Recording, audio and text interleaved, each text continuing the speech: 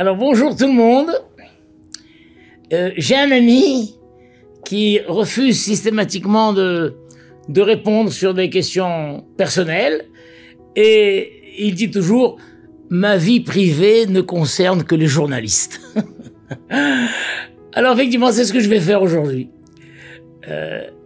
Voilà, ça va vous paraître peut-être incongru, mais entre vous et moi, il n'y a pas de secret. J'ai fêté Baruch Hashem mes 66 ans il y a quelques jours. À cette occasion, je ne sais pas pourquoi, mon passé m'est revenu, mon enfance m'est revenue, et mes parents, Alayhim Shalom, sont revenus dans mon souvenir, bien que ils ne sont jamais loin. Je crois que je pense à mes parents tous les jours. Et j'ai revu un oncle à moi, tonton Moumou, Alayhim Shalom, qui a eu un accident de voiture, très âgé, plus de 80 ans. Et je suis allé en Israël, je suis allé lui rendre visite. Il était dans le coma peut-être. Et dans son coma, à l'hôpital de Haïfa, il disait tout le temps « Yama, Yama ». On a rasé maman, maman, maman, maman. Il appelait sa mère. Il appelait sa mère. Incroyable. Je sais quoi, à cet âge, il appelle sa mère? C'est une histoire qui date de 20 ans, 30 ans. J'étais jeune. Et bien, je vois qu'effectivement, plus on vieillit, plus on appelle sa mère. Alors moi, je repense très fort à mes parents. Mais aujourd'hui, je voudrais vous parler de ma mère, Alayhim Shalom. De ma maman. Voilà, Alayhim Shalom. Alors, c'est une femme qui a mis au monde 7 enfants, 5 garçons et 2 filles. Pour nous, elle était plus importante que la reine d'Angleterre. D'ailleurs, son petit appartement de 3 pièces, c'était son royaume. C'était son royaume, c'était une reine. Elle était la reine. Et nous étions tous ses sujets. Non seulement ses 7 enfants, mais même mon père. Mon père qui était un homme populaire, etc. Mais nous étions tous ses sujets. Et à l'image d'une reine bonne et généreuse, qui n'a qu'un seul souci en tête, c'est faire le bonheur de ses sujets. Donc ma mère était une reine, une bonne reine, qui ne rêvait que d'une chose, que ses sujets soient heureux. Elle ne s'asseyait jamais dos sur le montant de la chaise. Toujours assise au bord de la chaise. Et quand tu disais, mais maman, assieds-toi correctement. Ah non, non, je me lève plus facilement comme ça. Effectivement, comme une reine qui observe tout, dès qu'il y a un manque, un besoin, quel qu'il soit, avant qu'il soit exprimé, hop, elle se lève. Elle se lève déjà. Elle bondit. Alors quelqu'un, un observateur mal avisé, pourrait dire, mais c'est quoi? C'est une esclave? Il a rien compris. C'est la reine. C'est la reine. Celle qui décide de tout. Ce qu'on mange, quand on mange, quand on ne mange pas. Les invités. Qu'on soit même on est invité. Dans quelle fête nous allons, dans quelle fête nous allons pas. Et les visites dans les familles. C'était une époque où les réunions familiales, c'était à l'ordre du jour. La famille rendait visite. On rendait visite à la famille. On partageait les joies des uns des autres, les bar mitzvahs, les mariages. C'était ma mère qui décidait tout ça. Elle-même, elle a préparé dans sa cuisine toutes les bar mitzvahs des 5 frères. C'est elle qui a tout cuisiné, tout préparé. La fameuse, comment on appelait ça, l'assiette anglaise, je sais pas comment on appelait ça. La fameuse assiette que tout le monde donnait, la brique, la ménina, les légumes comme ça qui étaient préparés. Une assiette. C'était elle qui faisait des centaines de briques dans sa poêle. Combien de fois elle s'est pas brûlé la main, la pauvre? Et la Mélina merveilleuse, et je sais pas quoi, c'est incroyable. Je crois même que c'est elle qui a préparé les deux mariages de mes grands frères. Elle faisait tout. Elle était heureuse. Elle était fière. Tout le temps le sourire aux lèvres. Mon père travaillait, elle ne travaillait pas, mais j'ai encore ce geste. Et je ne sais pas, j'étais enfant. Est-ce que c'était un geste quotidien? Est-ce que c'était un geste 2-3 fois par semaine? Enfin, je ne sais pas, mais en tout cas, je me rappelle encore, après le petit déjeuner, mon père, il y avait la serviette, donc il s'essuyait la bouche comme ça, et discrètement, il sortait une liasse de billets de sa poche, il les mettait dans la serviette et il posait la serviette sur la table. Et il disait au revoir, etc. Et ce n'est qu'après le départ de mon père que maman prenait la serviette et elle sortait la liasse. Elle achetait ce qu'elle voulait. C'était elle qui décidait de l'argent. Ce qu'elle veut acheter, elle achète. Ce qu'elle veut pas acheter. Mon père travaille, amène l'argent. Mais qui utilise cet argent pratiquement? Qui gère cet argent? C'est ma... J'ai jamais entendu ma mère demander à mon père Jacques, tu peux me donner un peu d'argent? Alors je sais pas, est-ce que c'était tous les jours qu'il lui donnait ou une fois par semaine? J'étais enfant. Mais ce geste, je ne peux pas l'oublier. Hop là. Alors, avec la fierté. Elle était fière de son royaume. Je me souviens quand on habitait... au début on habitait à Vincennes. Bon, en tout cas au bout de la rue, il y avait la boulangère. Et les Français achètent un quart de baguette, une demi-baguette. Rarement une baguette entière. Et maman arrivait, elle demande 10 baguettes. Et la boulangère disait, mais c'est quoi ça? C'est une caserne militaire que vous avez? Elle dit, non madame, j'ai 7 enfants et mon mari. Je les nourris. Et il fallait voir avec quelle fierté elle sortait avec ce sachet comme ça un peu cartonné, avec 10 baguettes. Et des gens même dans la rue l'observaient. C'est 10 baguettes. Elle a un restaurant, elle a quoi? Quand elle allait faire ses courses, après on a déménagé, on était dans le rue Beauregard, donc il y avait le faubourg Saint-Denis. Elle allait faire ses courses, tout le monde la connaissait. Alors ma petite dame, regardez ce que j'ai pour vous. Et les fruits, et les légumes, et les pommes de terre. Et je crois qu'elle se faisait livrer, évidemment. Mais elle était connue dans tout le marché. Elle achète pour une armée, pour une tribu.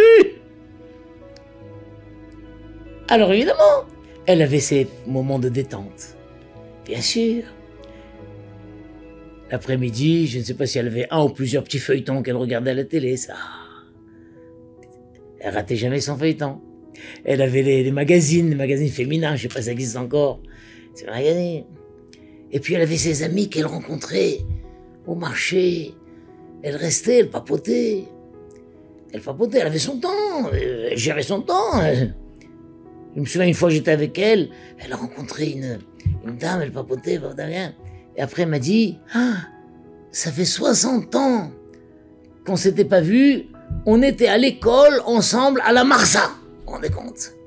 Et on s'est reconnus, elles se sont reconnues, elles se sont retrouvées. Et depuis ce moment-là, elles se rencontraient souvent, elles papotaient. Des moments de détente merveilleux, distraction simple et de bon esprit. Alors à la maison, on avait un piano. Alors elle jouait du piano.